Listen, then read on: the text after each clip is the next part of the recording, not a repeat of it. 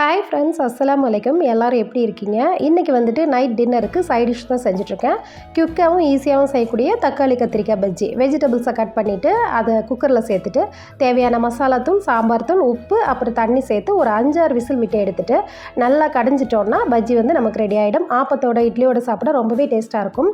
கூடவே நோன்பு வந்துட்டதுனால ஃபைனலாக செய்ய வேண்டிய சில வேலைகளை தான் பார்த்துட்டு இருந்தேன். காலியாக இருக்கக்கூடிய ஐட்டம்ஸை ஃபில் பண்ணுறது, பட்டை கிராம்பு மசாலா பொடிச்சு வைக்கிறது, அப்புறம் மல்லி புதினா கிளீனிங், இந்த மாதிரி சில வேலைகளை செஞ்சு வச்சுட்டா நோம்பு டயத்தில் நமக்கு ரொம்பவே ஹெல்ப்பாக இருக்கும். ரெகுலராக செய்யக்கூடிய வேலைகளாக இருந்தாலும் ரம்ஜான் டயத்தில் இந்த மாதிரி ஒரு சில ப்ரீ ப்ரிப்ரேஷன் வேலைகளை செஞ்சு வைக்கிறது ரொம்பவே பெஸ்ட்டாக இருக்கும். மல்லி புதினா வாங்கிட்டு வந்திங்கன்னா உங்களுக்கு ரொம்ப நாள் ஃப்ரெஷ்ஷாக இருக்கணும் அப்படின்னா அதோடைய மஞ்சளாக இருக்கக்கூடிய பழுத்த இலைகளை ரிமூவ் பண்ணிவிட்டு வேர் பகுதியையும் ரிமூவ் பண்ணிவிட்டு ஒரு பாக்ஸில் போட்டு நல்லா க்ளோஸ் பண்ணி ஃப்ரிட்ஜில் ஸ்டோர் பண்ணிங்கன்னா நல்லா ஃப்ரெஷ்ஷாக இருக்கும். ரொம்ப நாளும் யூஸ் பண்ணலாம். கண்டிப்பாக இந்த டிப்ஸை ட்ரை பண்ணி பாருங்கள். நெக்ஸ்ட் வீடியோவில் பார்க்கலாம். தேங்க்ஸ் ஃபார் வாட்சிங்.